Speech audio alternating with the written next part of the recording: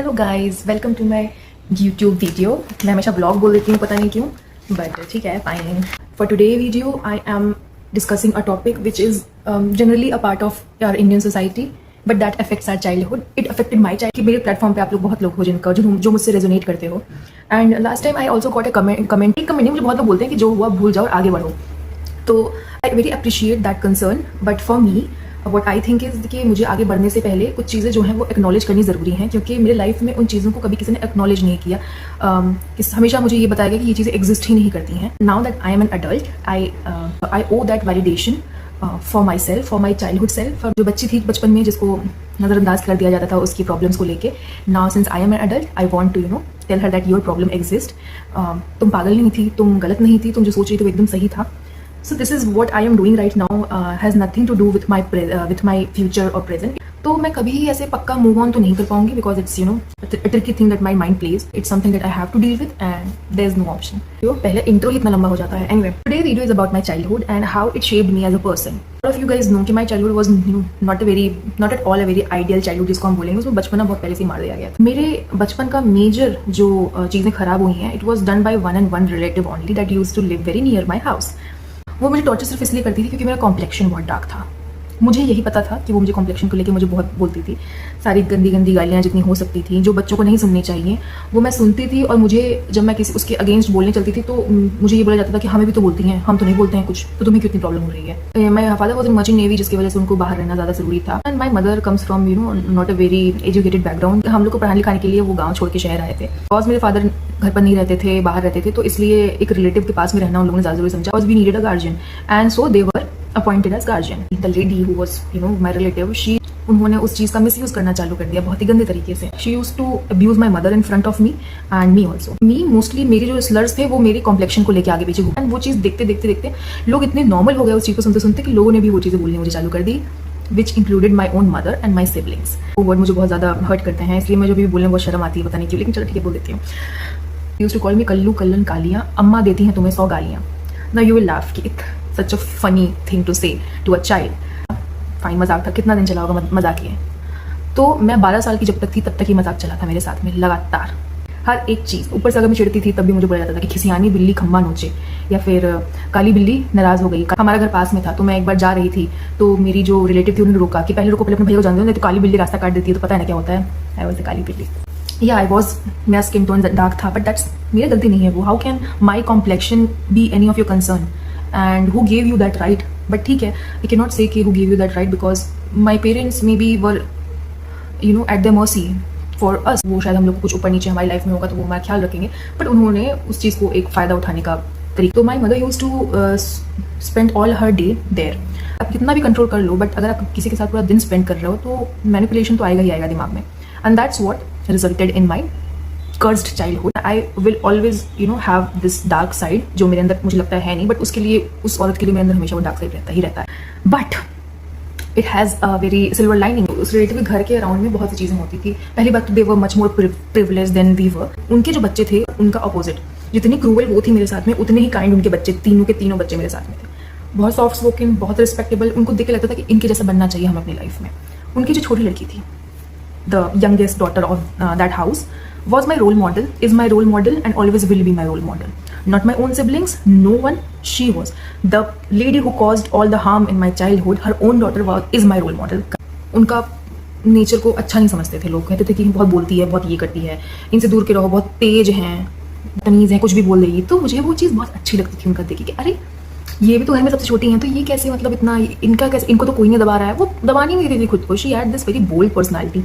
जो कुछ कुछ होता है, मैं काजोल का रोल था, वो मुझे वैसी लगती थी और वो मुझे भी चाहती थी वैसे बनाए। तो मैं ना हमेशा काजोल के कपड़े, जैसे कुछ कुछ होता है मैं था वैसे पहनती थी। मैं हेड बैंड लेके आई थी, कपड़े मुझे एकदम डिट्टो वैसे बनना था क्योंकि मुझे वो वैसी लगती थी। तो मैं चाहती थी कि मैं उन्हीं की तरह दिखूँ।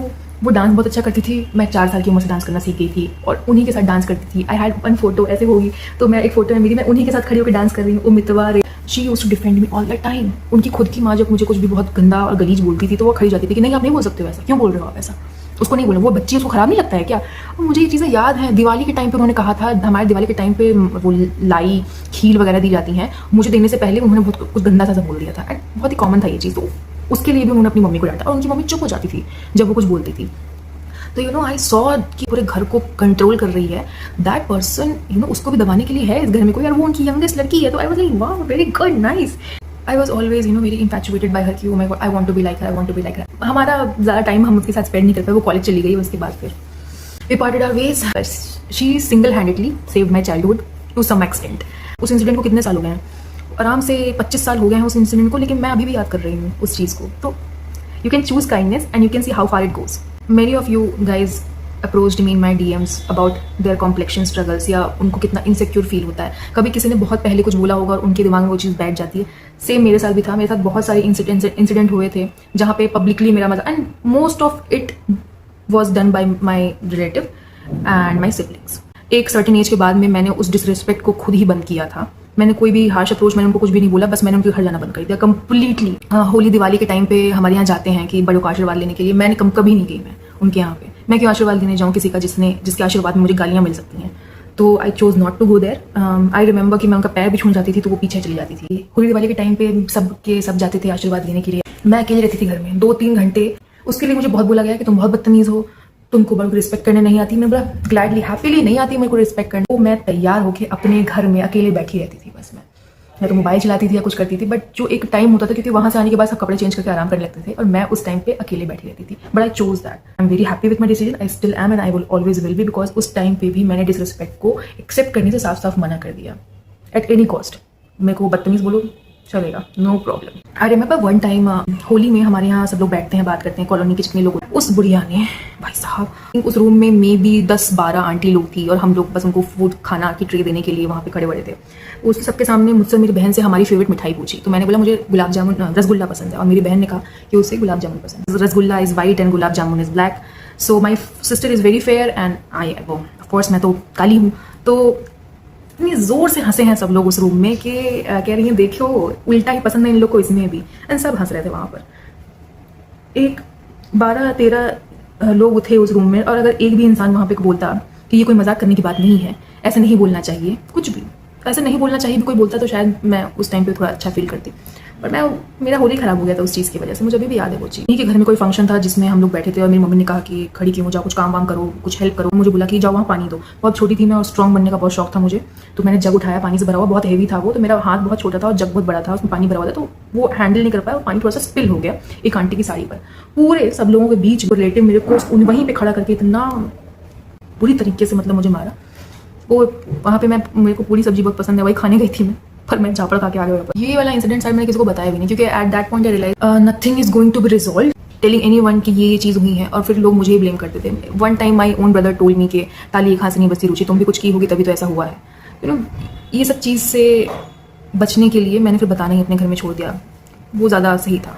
एंड मेरे को ऐसा लगता था कि सब लोग पहले मेरे कॉम्प्लेक्शन को जज जरूर करेंगे, उसके बाद मैं कुछ कर सकती हूँ। पहले मेरा कॉम्प्लेक्शन आता है, बाद में मेरी पर्सनालिटी आती है।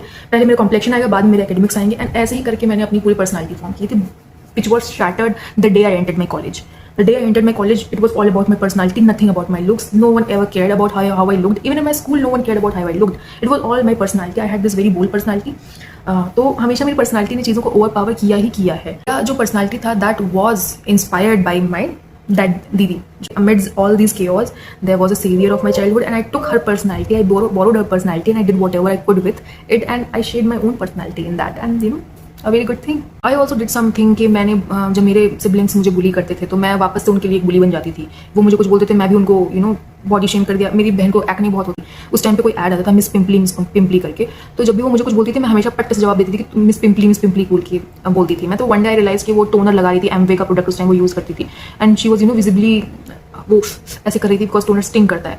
And I saw and I asked her कि आपको पेन होता है क्या जब इसमें? तो उसने कहा हाँ पेन तो होता ही है ना, दर्द दिख नहीं रहा है, कितना लाल लाल हुआ, बहुत दर्द होता है।